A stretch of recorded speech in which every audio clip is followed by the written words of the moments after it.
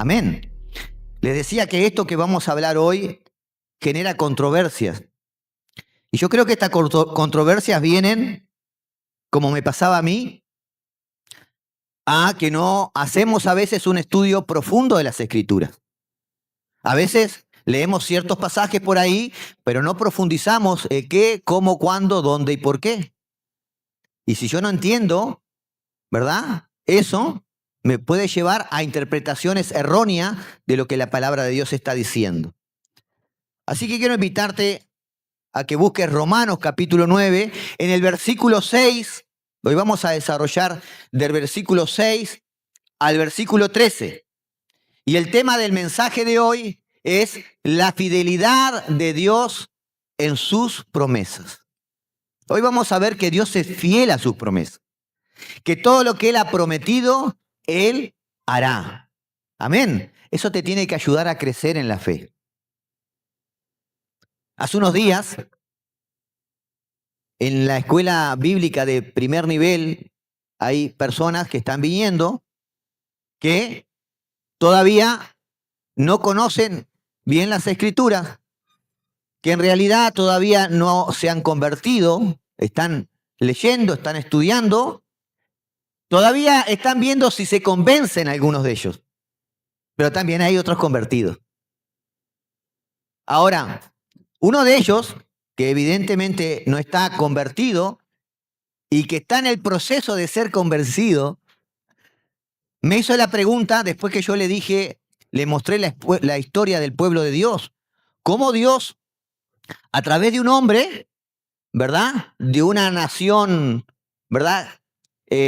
Ur de los Caldeos, Dios a través de un hombre forma una nación para a través de esa nación traer al Mesías prometido, ¿sí?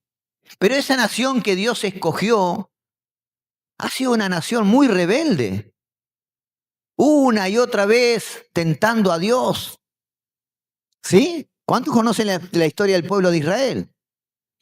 Y en determinado momento, cuando hablamos, esa misma nación que Dios escogió fue la que rechazó al Mesías primeramente. Y enseguida la pregunta fue, ¿pero entonces falló Dios en su plan? ¿No le salieron bien las cosas a Dios? Dios evidentemente había trazado un plan, pero al rechazarlo, ¿verdad? El plan no le funcionó. Bueno, eso se debe, ese tipo de pensamientos, se debe a la incorrecta interpretación de la palabra de Dios. Y hoy vamos a ver que el plan de Dios fue perfecto. Dios no ha fallado en su plan, porque Él es fiel a su palabra. Amén. Romanos capítulo 6, capítulo 9, versículo 6. ¿Ya podemos ahí? ¿Sí? Va a ser hasta el versículo 13. Ahí está. No que la palabra de Dios haya fallado, porque no todos los descendientes de Israel son israelitas, ni por ser descendientes de Abraham son todos hijos, sino en Isaac te será llamada descendencia. Esto es, no los que son hijos según la carne son los hijos de Dios, sino que los que son hijos según la promesa son contados como descendientes. Versículo 9. Porque la palabra de la promesa es esta: por este tiempo vendré y Sara tendrá un hijo. Y no solo esto, sino también cuando Rebeca concibió de Isaac, nuestro padre, y dice, miren este paréntesis, este es el paréntesis más maravilloso porque nos deja algo bien en claro.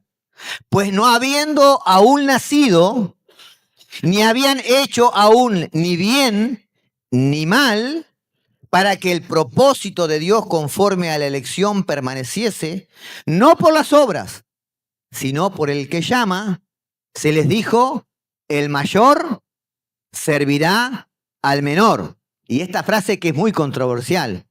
Como está escrito, a Jacob amé, mas a Esaú aborrecí.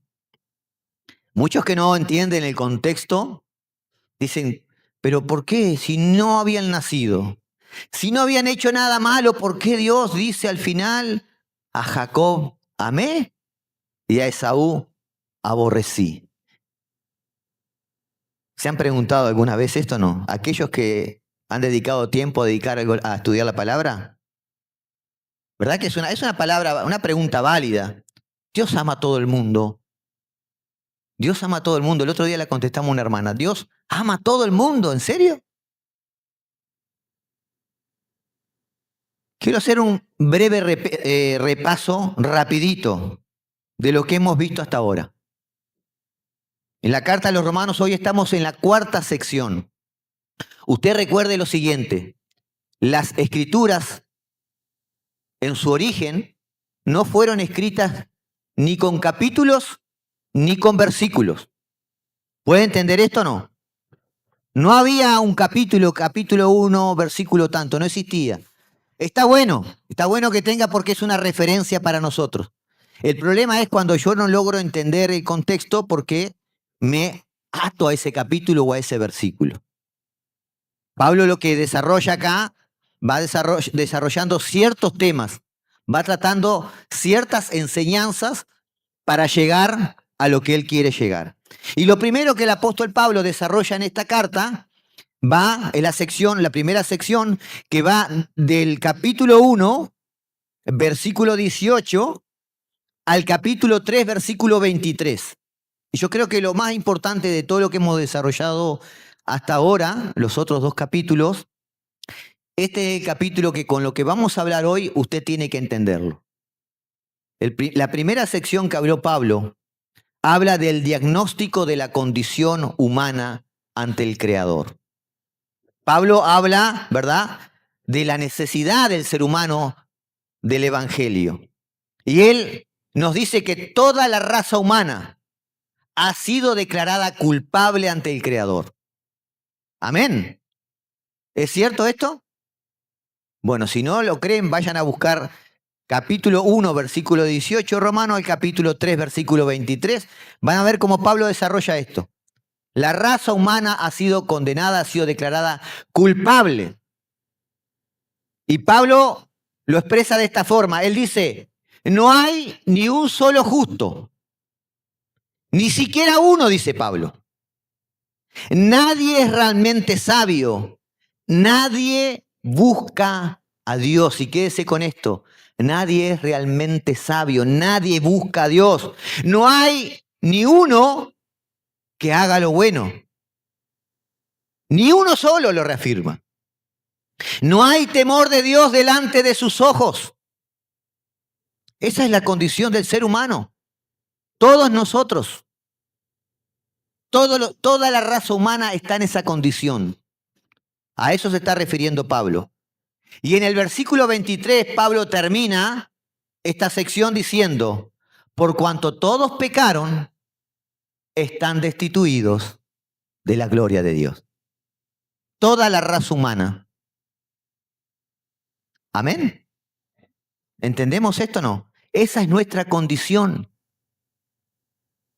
Esa es nuestra condición. Usted no busca a Dios. Dice, no hay quien busque a Dios. Ahora, el apóstol Pablo después, entre el capítulo 3, versículo 24 y el capítulo 4, el apóstol Pablo nos habla de la metodología que Dios va a usar para la salvación. ¿Y cuál es la metodología? La justificación. Amén. Todo eso lo van a encontrar en los mensajes que hemos subido a la cuenta del ministerio. La tercera sección, que va del capítulo 5 al capítulo 8, Pablo nos va a hablar de los resultados de haber sido justificado por la fe. ¿Cuáles son los resultados? Y ahí principalmente se enfoca en la obra del Espíritu Santo en la vida del creyente. Amén. Y la cuarta sección, que la comenzamos en mi último mensaje, no fue mi última predicación porque mi última predicación fue en el Día de la Familia, allí en la quinta, ¿verdad? Pero en mi último mensaje con respecto a la carta a los romanos, yo hablé, ¿verdad?, del capítulo 9, versículo 1 al 5, ¿sí? Eso fue lo que desarrollamos. Ahora, esta sección que comenzó con el mensaje pasado es una sección que el tema principal de toda la sección es la fidelidad de Dios a sus promesas. Esta sección va a ir desde el capítulo 9 hasta el capítulo 11. En esos capítulos 9, 10 y 11, Pablo nos va a mostrar cuán fiel es Dios a su palabra. Pero para ello va a hablar de muchos temas.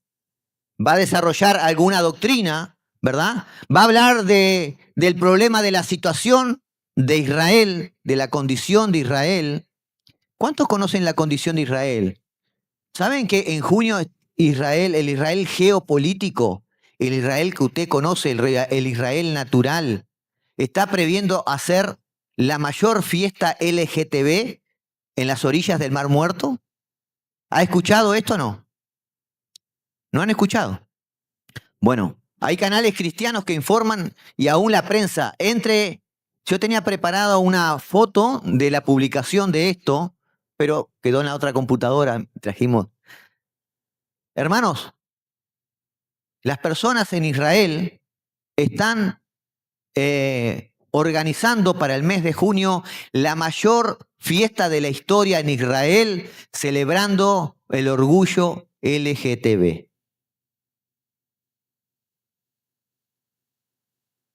Entonces Pablo nos va a hablar de la condición de Israel, pero también nos va a hablar la doctrina de la elección incondicional de Dios. ¿Cuántos han escuchado esto? ¿La doctrina de la elección incondicional de Dios o la doctrina de la elección soberana de Dios? Y yo les decía que esta doctrina genera mucha controversia por dos motivos. Uno, por diferentes interpretaciones de la palabra, y el otro porque esta doctrina no nos deja en la posición más linda al ser humano. Porque a nosotros nos gusta pensar que nosotros somos buenos, que nosotros somos salvos, porque Dios vio lo bueno en mí. Qué bueno que es David y Dios me escogió porque Él sabía que yo soy bueno. Pero vamos a ver lo que dice la palabra de Dios con respecto a eso. ¿Es realmente así? ¿Saben que en la Biblia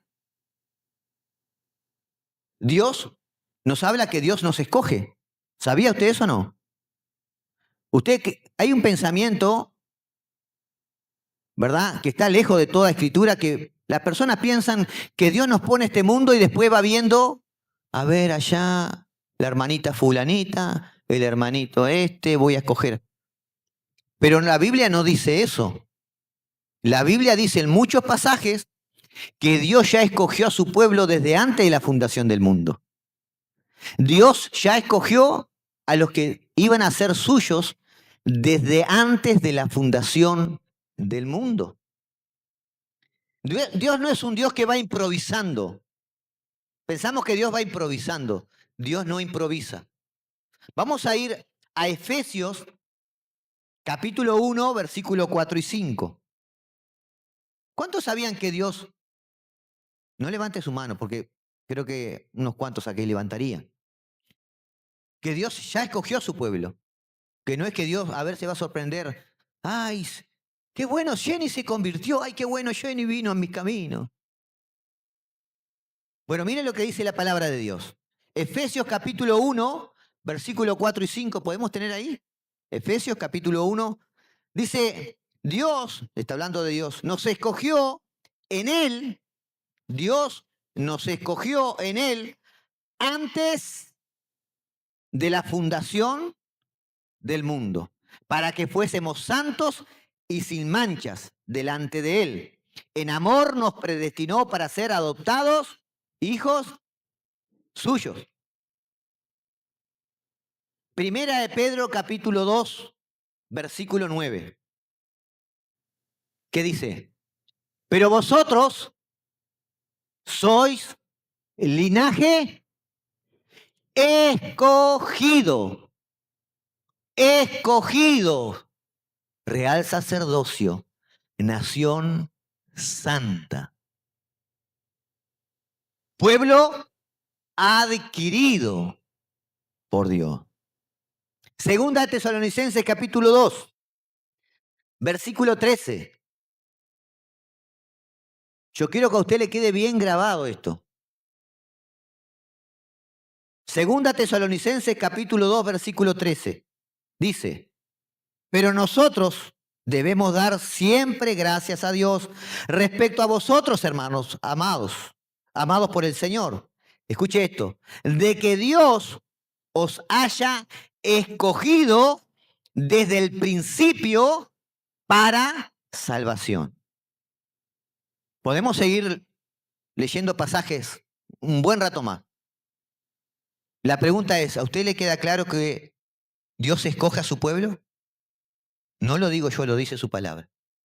Dios escoge a su pueblo y no lo va escogiendo a medida que pasa el tiempo. Él ya los escogió, como dice, desde el principio, desde antes de la fundación del mundo. Y estas cosas a nuestro pensamiento humano parece difícil. Es más, algunos de la línea calvinista dicen, bueno, como Dios ya escogió a los que iban a ser suyos, no hay que predicar el evangelio. No, Dios escogió, pero para que ellos vengan, necesitan escuchar el mensaje del evangelio. Porque es a través del mensaje del evangelio que ellos van a venir. Amén. Usted no va a saber quién fue escogido y quién no fue escogido por Dios. Por eso hay que predicar el evangelio. Para los que fueron escogidos desde antes de la fundación del mundo, vengan al redil. Amén. Ahora, nos queda claro entonces a todos los que estamos aquí que Dios escoge a personas, a individuos para salvación, ¿verdad? ¿Cuál es el problema que hay en diferentes interpretaciones? Bueno, el problema es que hay dos líneas de pensamientos. Hay dos líneas de pensamiento. La primera línea de pensamiento es aquellos que dicen, bueno, Dios conoce el futuro. Dios sabe el futuro. Y como Dios sabe el futuro, ¿verdad? Fue al futuro de Gustavo y vio que cuando a Gustavo se le presentaba el evangelio, Gustavo dijo, amén, te recibo como mi Señor y Salvador. Esa es una línea de pensamiento. ¿Sí? Dios viajó al futuro y vio que nosotros le íbamos a aceptar a Él como nuestro Señor y Salvador. Ahora, este tipo de pensamiento hace que la elección de Dios desde antes de la fundación del mundo sea una elección condicionada a nuestra fe. O sea, Dios me escogió porque yo tengo fe. ¿Sí? En pocas palabras, esta postura dice, bueno, yo soy quien escogió a Dios, no Dios me escogió a mí. Porque si Dios tuvo que viajar al futuro y yo tuve que tener fe, esa fe fue la que demostró que yo lo escogí a Él. ¿Sí? Ahora, hay otra postura. Yo estaba en esa primera postura hace 5 o 6 años atrás. Hay otra postura. Y esta postura es que Dios elige soberanamente a sus hijos. Dios elige, ¿verdad? No por las cosas buenas o malas que haga. Dios escoge desde antes de la fundación del mundo según su propósito divino. Y esto es una locura, parece. Porque queda Dios como que si fuera, ¿verdad? Un Dios que, a ver, quién me gusta y quién no me gusta. ¿Verdad? Podemos pensar así. Si Dios no escoge porque sos bueno o ves cosas buenas en ti, escoge al azar. Escoge porque Él tenía ganas y en un arranque, ¿verdad?, de delirio dijo a mí, este y este. No, vamos a entender bien esto. Yo quiero que usted entienda lo siguiente. San Juan 15, 16, ¿qué dice? San Juan 15, 16. Vosotros no me escogisteis a mí, sino que yo los escogí a vosotros. Amén. Y Pablo lo que va a desarrollar ahora, en esta sección, ¿verdad?, del capítulo 6 al 13, él nos va a mostrar la fidelidad de Dios a sus promesas, pero para eso Dios nos va a enseñar la doctrina, ¿verdad?, de la elección soberana de Dios. No es que Él esté específicamente enseñando eso. Él lo que nos quiere mostrar es la fidelidad de Dios. ¿Recuerdan los que vinieron aquel mensaje cuando te prediqué del versículo 1 al 5 del capítulo 9? ¿Recuerdan a Pablo diciendo, estoy triste, estoy angustiado, porque mis hermanos los israelitas rechazaron al Mesías? ¿Recuerdan eso o no? Había un quebranto en el corazón de Pablo. Pablo estaba angustiado, ¿verdad?, por la negativa del propio pueblo judío hacia el Mesías. Y Pablo decía, bueno, si fuera necesario yo sería anatema, si fuera necesario sería yo maldito en lugar de ellos, para que mi pueblo se salvara. Pero Pablo sabía que eso no podía ser. Ahora Pablo comienza a afirmar, ¿verdad?, este pensamiento de la fidelidad de las promesas de Dios. Yo quiero que observemos lo que comienza diciendo Pablo en el versículo 6, donde comenzamos a leer hoy. Dice Pablo, no que la palabra de Dios haya fallado. En la versión Nueva Traducción Viviente, dice, no sé si está acá, es la misma. La versión Nueva Traducción Viviente dice, ¿acaso Dios no cumplió su promesa a Israel? Acá Pablo cuando se refiere a la palabra de Dios se refiere a la promesa. Tal cual yo te digo, te hago una promesa, ¿verdad? Yo te prometí esto y tú me dices, a ver, pero tú me prometiste esto, tus palabras fueron estas. Está refiriendo aquí Pablo a las promesas de Dios. Él dice, no que la palabra de Dios haya fallado. Y Pablo aquí anteriormente había recordado todas las bendiciones que el pueblo de Israel había recibido a través del pacto, ¿verdad? Lo nombramos la reunión pasada, ¿se acuerdan? A ver. La adopción, la gloria, la alianza, la ley, las promesas y el propio Mesías según la carne. Todo eso lo recibió el pueblo judío y aún así lo rechazaron. Todas esas fueron promesas de Dios para el pueblo judío. Esas promesas fueron para el pueblo de Israel. Amén. Ahora, Pablo, yo creo que aquí es que como que está pensando, bueno, así como me hizo la pregunta esta persona el otro día, a ver, si Dios le hizo promesas al pueblo de Israel y el mismo pueblo de Israel lo rechazó, entonces Dios no cumplió su promesa, no pudo cumplir su promesa. ¿Sí? Es algo que podríamos pensar o podría alguien que no conoce las Escrituras, podría pensar. Y Pablo está queriendo rebatir ese pensamiento.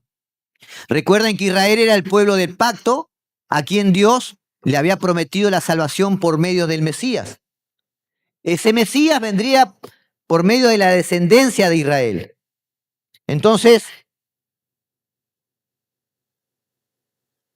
la pregunta es, ¿la palabra de Dios o la promesa no se cumplió? ¿Cómo explicamos o cómo se explica que ese pueblo que fue escogido en su gran mayoría rechazó al Mesías? ¿Cómo se explica que hoy la nación de Israel Usted rechaza al Mesías no solo con su palabra, usted rechaza al Mesías con sus actos, con su vida. La nación de Israel hoy está lejos de Jesús y está bajo maldición. Entonces, la pregunta es que yo me puedo hacer, a ver, si Dios no le pudo cumplir la promesa al pueblo de Israel, esa promesa de salvación por intermedio del Mesías, ¿será que Dios podrá cumplir la promesa conmigo? Si Dios no lo pudo llevar al pueblo de Israel a que caminara junto a Él y que lo glorificara, porque ese era el propósito de Dios ante las naciones, y no le puede dar, ¿verdad?, la salvación y vida eterna, entonces nosotros, los creyentes, los cristianos del nuevo pacto, ¿será que con Él no se cumplirán también las promesas en nosotros? Es una pregunta que puede ser válida, ¿verdad? Ahora, yo puedo nombrarte alguna de las promesas. Romanos capítulo 8. ¿Recuérdanlo? Romanos capítulo 8 es maravilloso. Romanos capítulo 8 nos dice, ¿verdad? Desde el principio, desde el primer versículo, no hay condenación para los que están en Cristo Jesús. Es una promesa maravillosa.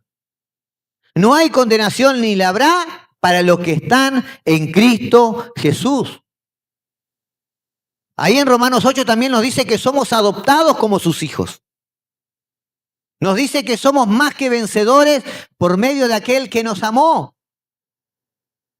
Y por si fuera poco, termina el capítulo 8 afirmando que nada ni nadie nos puede separar del amor de Dios que es en Cristo Jesús. Es una promesa maravillosa todo ese capítulo 8. Una promesa de victoria absoluta. No hay condenación. Somos hechos hijos de Dios. No solo perdonó nuestros pecados, sino a su vez nos hizo sus hijos y coherederos con Cristo. Yo no sé si usted espera una promesa mayor que esa. Es maravilloso. Pero ¿podemos nosotros confiar? Viendo la condición del pueblo de Israel, cómo están hoy en día. ¿Podemos nosotros confiar en esas promesas? Y Pablo lo que está haciendo aquí es eso mismo.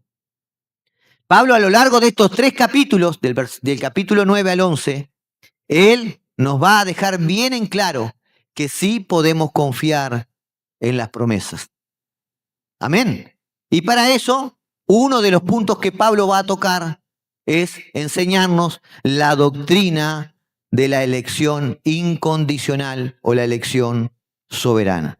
Entonces Pablo responde a la pregunta, ¿verdad? Si Dios falló en la promesa a Israel con la palabra no, porque la palabra de Dios, no que la palabra de Dios haya fallado, porque no todos los que descienden de Israel son israelitas. Y yo hacía una pregunta la vez anterior cuando comencé esta sección diciendo, ¿cuántos de los que están aquí creen que el Israel natural o el Israel geopolítico es el Israel de Dios? Levante su mano. Bien, me va a costar menos trabajo explicar. Entendamos que Dios tiene un Israel dentro de Israel, ¿sí? Está, ¿verdad? Pablo está diciendo acá, ¿no? Porque no todos los que descienden de Israel son israelitas. Lo explico en otras palabras. Que todos los descendientes físicos de Israel o de Abraham, ¿verdad?, que forman parte del Israel natural, no todos son el Israel de Dios. No todos son el Israel de Dios. No todos los que nacen en Israel son verdaderos miembros del pueblo de Dios. Amén. Cuando vemos el Israel geopolítico, ¿verdad?, o el Israel natural, ese Israel está compuesto, ¿verdad?, por los descendientes de Jacob, ¿verdad?, el nieto de Abraham. ¿Por qué digo Jacob y no digo Abraham? Porque estoy hablando de Israel. Jacob es quien recibe el nombre de Israel. Amén. Entonces, lo que está diciendo Pablo aquí es, no todos los que son descendientes de Jacob, que son israelitas, son el verdadero Israel de Dios. Por lo tanto, la promesa de Dios no fue para todos ellos. ¿Sí? Lo vuelvo a leer de nuevo, si lo tenemos ahí. No todos los hijos, por ser descendientes de Abraham, sino por Isaac, será llamada descendencia. Amén.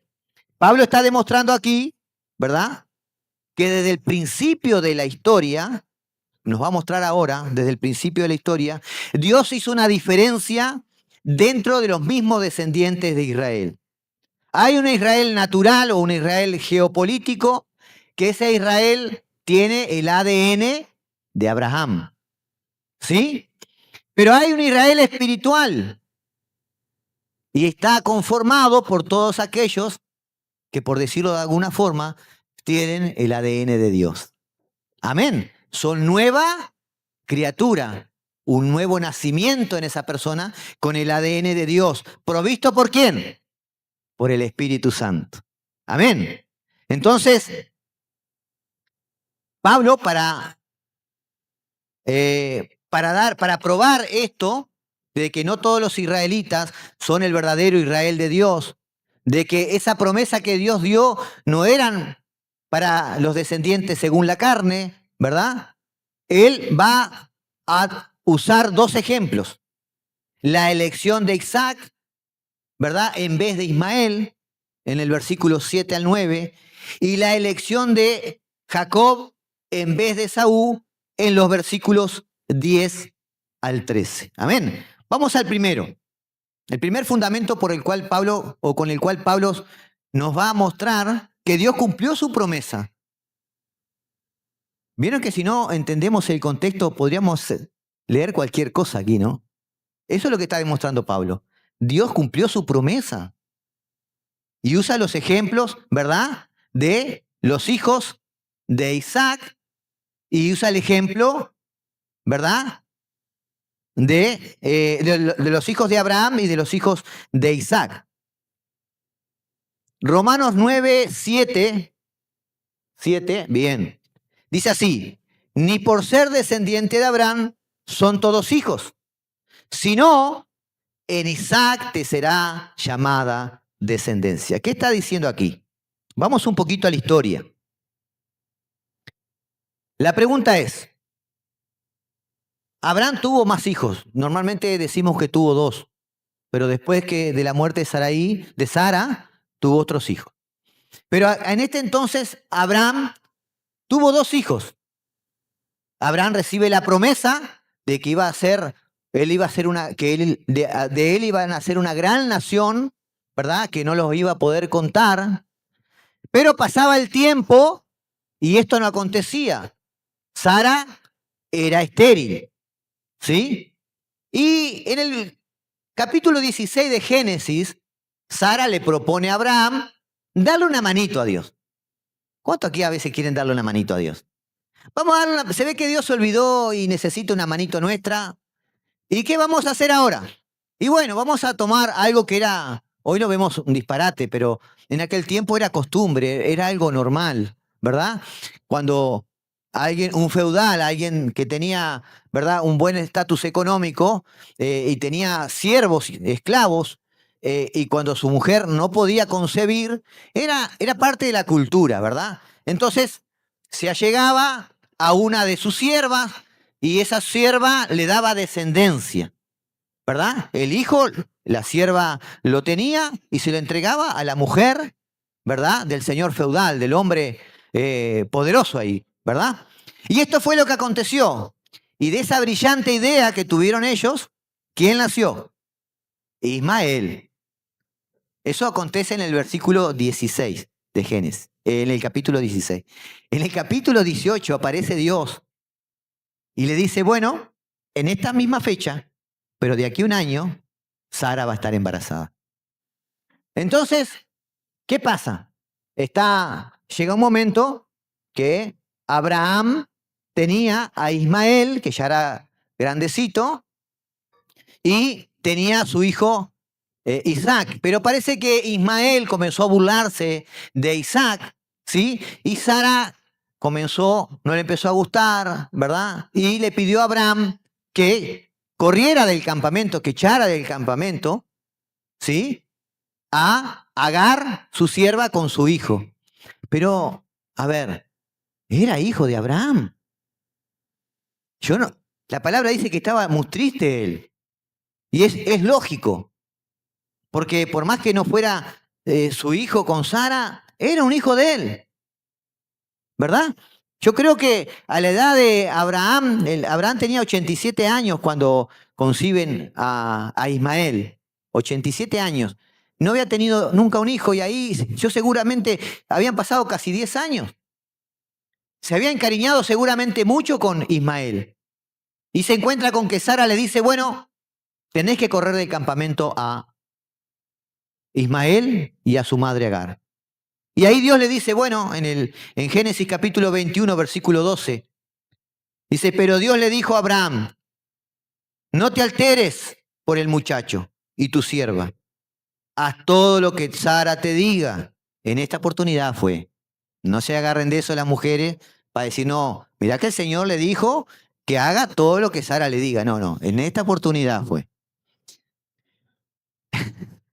Porque Isaac, dice, escuche esto, porque Isaac es el hijo mediante el cual procederá tu descendencia. Ahora, ¿su hijo Ismael no le iba a dar descendencia también? Claro que sí. ¿Por qué Dios le está diciendo esto? Porque Isaac era el hijo de la promesa. ¿Sí? Pablo da una aclaración, un argumento muy válido, ¿verdad? Para que podamos entender qué había pasado aquí. Dice, versículo 8, Romanos 9, sí. Esto es, no los que son hijos según la carne son los hijos de Dios. ¿Quién era hijo según la carne en Abraham? Ismael. No fue lo que Dios le había prometido, fue una decisión que Abraham tomó, ¿verdad? Junto con Sara. Sino que los que son hijos según la promesa son contados como descendientes. Pablo está explicando, ¿verdad? Lo que pasó allí en Génesis 21:12. Pablo era un lector, ¿verdad? Amante de la palabra, porque él da justo en el clavo, ahí en el punto exacto explicándolo. Porque la palabra de la promesa es esta, dice él. Por este tiempo vendré y Sara tendrá un hijo. ¿Qué está diciendo? ¿Recuerdan lo que el ángel le dijo? Por este tiempo, de aquí a un año, esa era la promesa. Vendré y tendrás un hijo. Ahora, cuando pasó esto, Sara tenía 90 años y Abraham tenía 100 años. Y hoy nos dicen que después de los 50 nosotros estamos casi muertos. Nos dicen. Yo le pregunto, ¿tuvo que haber un milagro de Dios para que Sara quedara embarazada, tuviera su hijo y no muriera por la fuerza? Las mujeres que han tenido hijos saben, yo he estado en los dos partos con mi esposa, y la mujer, la fuerza, el desgaste que tiene una mujer para parir ese hijo es tremendo. Imagina una mujer de 90 años, estaba debilitada seguramente en su fuerza. Ahora, Abraham vivió hasta los 175 años. Estaba en la flor de la edad a sus 100 años. Amén. La promesa no era por Ismael. Ismael fue una decisión del hombre. El hombre decidió. Él quiso tomar, ¿verdad?, el plan de Dios por su propia cuenta. Pero Dios no actúa así. Dios no improvisa nada. Él tiene sus planes y todo preparado de antemano. Ahora, ¿y por qué entonces Dios lo dejó? ¿Por qué Dios permitió? Es una pregunta válida, ¿no? ¿Por qué Dios permitió que se uniera? ¿O por qué le dio un hijo? No le hubiese dado un hijo. Y yo creo por muchas opciones. Yo creo que podría haber probado de una a otra sierva. Dios no quería eso, ¿verdad? Pero también hubo muchas consecuencias. Yo creo que Dios permitió esto para que Abraham aprendiera de las consecuencias de querer ayudar a Dios. Porque su corazón, dice, se entristeció cuando Sara le pidió que ese hijo se fuera del campamento. Y yo creo que él en ese momento imaginó, no hubiese ayudado a Dios. Hubiese esperado el tiempo de Dios. Dios es soberano y Él sabe todas las cosas. ¡Qué locura cometí! ¿Cuántos de nosotros hemos hecho esto? Queremos ayudar a Dios muchas veces, ¿verdad? Ay, estoy en una deuda. Y allá voy a ayudar a Dios, me voy a meter en un préstamo, ¿verdad? Y a los 3 meses se comió el préstamo y ya estoy más arriba. Voy a ayudar otra manito. Como Dios todavía no me contesta, le voy a dar otra manito a Dios. Me voy a meter en otro préstamo más. Y ahí vamos por la vida queriendo ayudar a Dios. Hasta acá. Y así vivimos la vida, desesperados. Espere el tiempo de Dios. El tiempo de Dios es perfecto para todas las cosas. Amén. Él sabe todas las cosas. Y su plan es perfecto. La Biblia dice que todas las cosas ya nos fueron dadas en Cristo Jesús. No te falta nada. Lo tienes todo. Lo que necesitas, lo tienes todo. Ahora, cuando tú te pones avaro, codicioso, ¿verdad? Te pones envidioso y porque ves que aquel tiene aquello y aquel tiene lo otro. Y empiezas, Señor, dame aquello. El Señor sabe que en tu corazón está la envidia, la codicia. No te lo voy a dar porque vos tenés que aprender a esperar el tiempo. Conforme prospere tu alma, yo te voy a bendecir. Amén. Dele un fuerte aplauso al Señor. Fuerte, fuerte, fuerte, fuerte, fuerte. Aleluya. Entonces, Isaac representa los hijos de la promesa, mientras que Ismael representa los hijos de la carne. ¿Sí? Ahora, lo mismo podemos decir del resto de la descendencia espiritual de Abraham, ya sean judíos o gentiles, lo mismo podemos decir. Los hijos de la promesa son el Israel de Dios. Los hijos de la promesa son el Israel de Dios, ya sea judíos y gentiles. Ahora, hay algo que tenemos que entender. Nadie puede hacerse hijo de Dios por voluntad propia. Nadie puede hacerse hijo de Dios por voluntad propia. Somos hijos de Dios por voluntad divina. Ismael nació ¿por quién? ¿Por voluntad de quién? De Abraham. ¿Fue voluntad propia? ¿Fue el hijo de la promesa? No. Isaac llegó en el tiempo que tenía que venir y fue algo sobrenatural. Amén. Viene un poquito. Juan 1:12. Juan 1:12. ¿Me van siguiendo hasta aquí? ¿Todos? ¿Coti? ¿Vamos bien? Vamos arriba. Juan 1:12. Pero, ahí está. Pero a todos los que le recibieron le dio el derecho, algunos dicen la potestad, de llegar a ser hijos de Dios. Es decir, a los que creen en su nombre, que no nacieron de sangre, los que vinieron a Dios no nacieron de sangre, ¿verdad? Ni de voluntad de carne, sino de qué? Ni de voluntad de hombre, sino de voluntad de Dios. Amén. Gálatas 4:28 dice, ustedes hermanos, Pablo hablando a una iglesia que mayormente eran gentiles, Gálatas 4:28. Él les dice, y ustedes hermanos, como Isaac, son hijos de la promesa. Amén. El nacimiento de Isaac es la muestra de cómo Dios engendra a sus hijos. Todos son traídos de la muerte a la vida por el poder regenerador del Espíritu Santo. Simplemente porque en la eternidad Dios decidió que fuera así.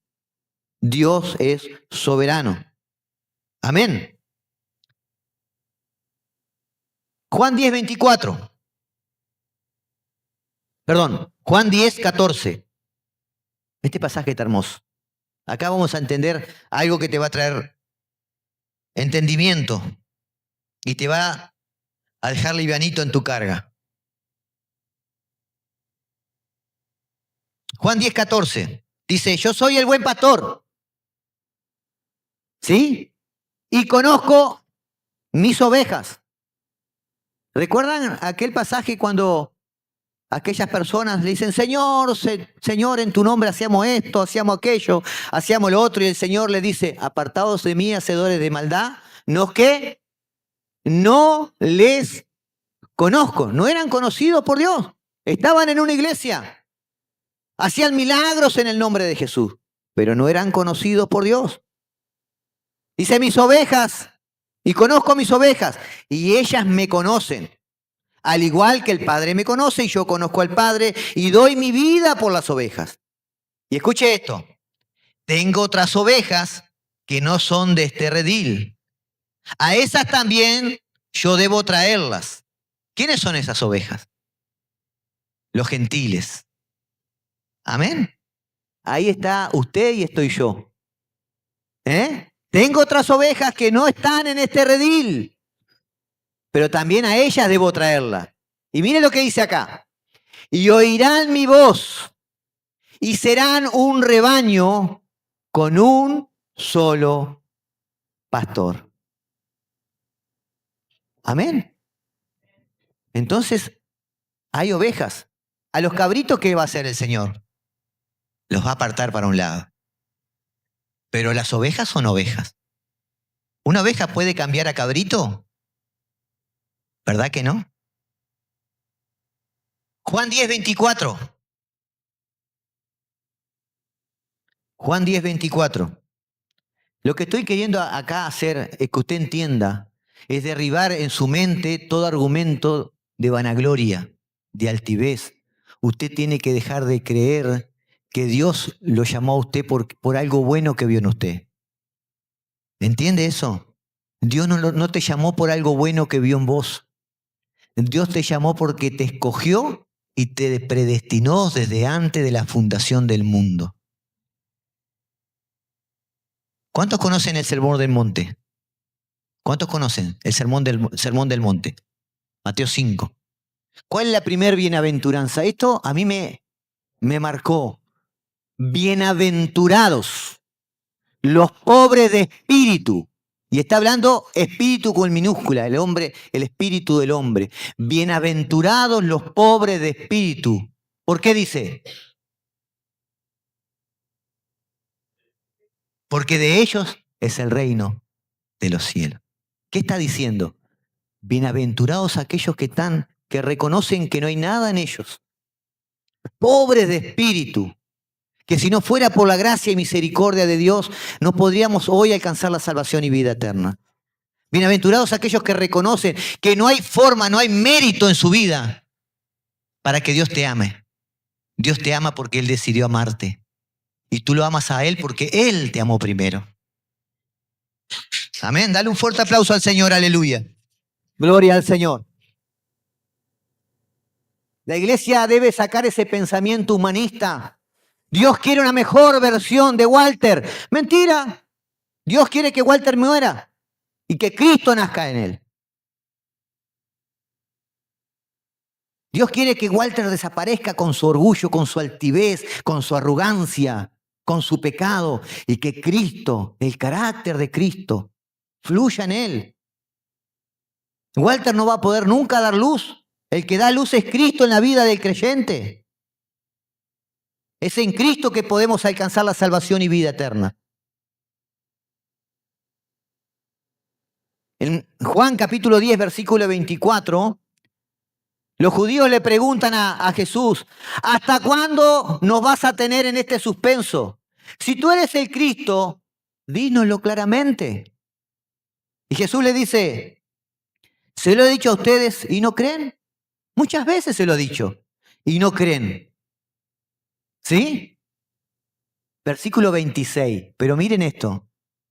Pero ustedes no creen, ¿por qué? Porque no son de mis ovejas. Por eso no me creen. Y dice el 27, mis ovejas oyen mi voz y yo las conozco y me siguen. Y yo les doy vida eterna. Y jamás perecerán. Y nadie las arrebatará de mi mano. Porque mi Padre que me las dio es mayor que todo y nadie la puede arrebatar de las manos de mi Padre. ¿Usted está seguro en Cristo Jesús? Dele un fuerte aplauso. ¡Aleluya!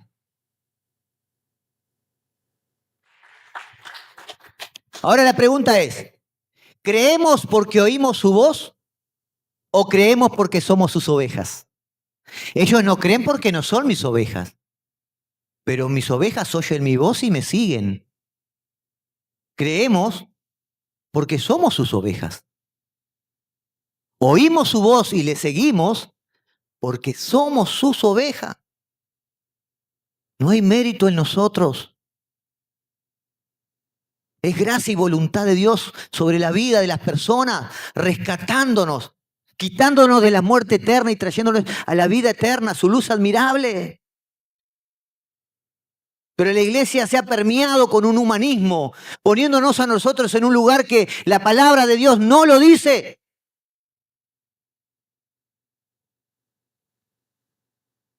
A veces escucho grandes hombres de Dios. No existen grandes hombres de Dios.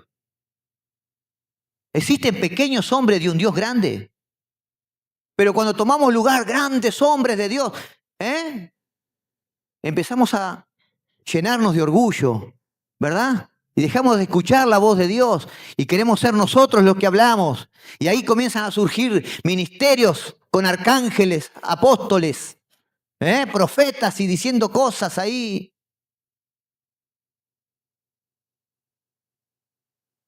Es terrible la vanagloria humana, terrible el orgullo en la vida de la persona. ¿Y cómo hace que los creyentes pierdan la unción? Tenga siempre ese espíritu quebrantado ante Dios. Amén. Reconociendo que nada puede alcanzar por sus propias fuerzas. Mira, hermano, yo llevo tantos años y cada mañana vengo al Señor y le digo, ayúdame, Señor. Ayúdame. Yo sé que soy débil, mi carne es fuerte, pero tu espíritu es poderoso. Que mi carne quede sometida a ese espíritu y Él me guíe para que yo te dé gloria y honra a ti, Señor. El único digno de toda gloria, de toda honra, de toda alabanza, Señor. Dale un fuerte aplauso, aleluya. Gloria al Señor. Así que quiero decirte esto. Si tú hoy estás en Cristo, es porque Dios decidió que tú fueras uno de los suyos. Dios te escogió desde antes de la fundación del mundo. Amén. Y el segundo ejemplo que Pablo da, ¿verdad? Es entre Jacob y Esaú. Romanos 10 al 13. Rapidito voy a profundizar en esto. Nosotros hasta aquí cuando vimos el ejemplo de Isaac y el ejemplo de Ismael, podríamos decir, bueno, es claro que Dios escogió a Isaac sobre Ismael porque Ismael fue el fruto, ¿verdad?, de la unión de Abraham con una sierva. Y por si fuera poco, esa sierva era egipcia. Podríamos pensar eso. Entonces Pablo lo que hace, tomando el ejemplo de Jacob y Esaú, lo que hace es, bueno, a ver, usted piensa que esto es así, observe esto. Es Jacob y Esaú, padres, ¿sí?, de Isaac y Rebeca.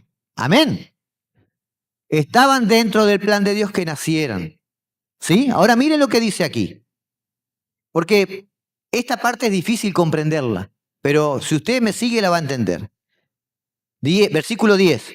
Y no solo esto, sino también cuando Rebeca concibió de uno, de Isaac, nuestro padre, pues no habiendo aún nacido ni habiendo hecho ni bien ni mal, para que el propósito de Dios conforme a la elección permaneciese, no por las obras, sino por el que llama, se le dijo al mayor, servirá al mayor, al menor, como está escrito, a Jacob amé, mas a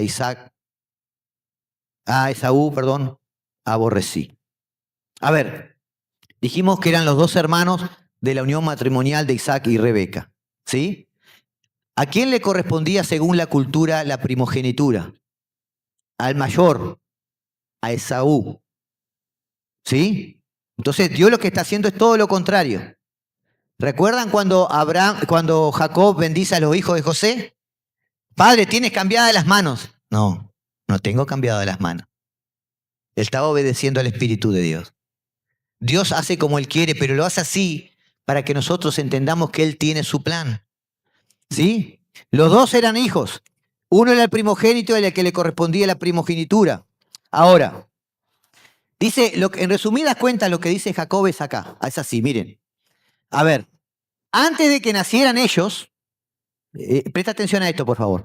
Dice, antes de que nacieran Jacob y Esaú, ¿verdad? Dios le dijo a Rebeca que el mayor serviría al menor, ¿verdad? ¿Fue así o no en la historia? Antes de que naciera, Dios le había dicho a Rebeca, el mayor servirá al menor. ¿Para qué dice la palabra? Porque aún no habiendo nacido, no habiendo hecho nada malo ni nada bueno, la elección de Dios sea conforme a su propósito. No por las obras, no por lo bueno o lo malo que hicieron. No porque uno era el primogénito, por eso lo descartó, sino para que su propósito se cumpliese. Amén. Para que el propósito de Dios se cumpla conforme a la elección y permaneciese. Amén. Dios no escogió a Jacob sobre Esaú porque conocía su obra de antemano. Dios los escogió para que su propósito se cumpliera. Amén. Ahora, usted puede pensar, bueno, parece medio injusto esto, porque Dios termina diciendo, a Jacob amé, mas a Esaú aborrecí. Y parece a nuestro pensamiento humano, en nuestra justicia, parecería algo injusto, pero recuerde que la palabra dice que para Dios nuestra justicia es como trapo de inmundicia. Lo que es justo es porque Dios lo determinó justo. Amén.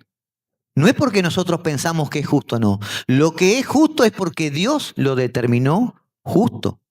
Y cuando dice aquí, a Esaú aborrecí, eso es lo que respecta a la herencia del pacto. A Esaú aborrecí con respecto a la herencia, por eso se la entregué a Jacob. Amén. Ahora, nuestro mayor error es considerar que las decisiones de Dios, al pensar que Él elige por razones arbitrarias, como que si lo hiciera al azar, ¿verdad? Quizás no podemos comprender las razones, no entendemos. Nadie va a decirle, no, fue por esto que Dios lo escogió. No, Dios nos lo deja claro. No entendemos las razones por qué Dios escoge a unos y a otros no. Pero tenemos que entender una cosa. Dios es soberano, ¿sí? Y todas las decisiones que Él toma no son por un capricho. Él toma decisiones porque Él tiene un plan divino. Amén. Todas las decisiones conforme a su perfecta voluntad. Y nosotros tenemos que entender eso. Pablo en el versículo 14 dice, ¿qué pues diremos? ¿Que hay injusticia en Dios? Porque Dios eligió a Jacob y no a Esaú. ¿Podemos decir eso? En ninguna manera. No podemos decir eso. Ponete de pie, iglesia. Gloria al Señor. Pablo nos dejó claro, ¿verdad? Que Él tiene un plan trazado para Israel y lo va a cumplir, ¿verdad? Y todo lo que ha pasado está todavía dentro de su plan. Dios tiene un plan para tu vida, amados. Dios tiene un plan para tu vida. Cuando Dios dice cuando la palabra dice que la elección es conforme al propósito, Pablo ahí no lo dice, pero ¿cuál es el propósito de Dios para tu vida y para mi vida? Recuerde esto, todo fue creado en Él, por Él. Todo lo que Dios diseña, todo lo que Dios planifica, todo lo que Dios hace, siempre es para su gloria y para su honra. Amén. Mantente con ese pensamiento porque la gloria no te sirve. La gloria no sirve al ser humano. Te pervierte, te distrae, te aparta de Dios, te llena de orgullo. Por eso toda la gloria tiene que ser para Él. Amén. Yo, iglesia, quiero que te vayas de este lugar entendiendo lo siguiente. Si eres oveja, es porque Él te cogió desde antes de la fundación del mundo. Amén. Y Él te llamó con un llamamiento santo para que seas parte de esa nación escogida, ese pueblo aprobado por Dios. Amén. Y que nada ni nadie te puede separar del amor de Dios que es en Cristo Jesús. Dale un fuerte aplauso al Señor. Y decirle gracias, Padre. Gracias por lo que ha hecho. Vamos a orar. Señor, te damos gracias por este tiempo. Queremos agradecer, Señor, en gran manera tu maravillosa palabra, Señor. Agradezco, Señor, la fuerza que le diste a mis hermanos ahí, Señor, para sostenerse atentos, Señor, y mantener este tiempo de atención, Señor, escuchando tu palabra. Y yo te pido, Señor, que esta palabra no solo quede en el entendimiento y el conocimiento, sino que sea revelada a sus corazones, a sus mentes, para que ellas puedan vivir, Señor, en las maravillosas victorias que tú has preparado para tu pueblo. Te lo pido en el nombre precioso de tu Hijo amado Jesucristo. Y la iglesia dice amén, amén y amén. Dale un fuerte aplauso, aleluya.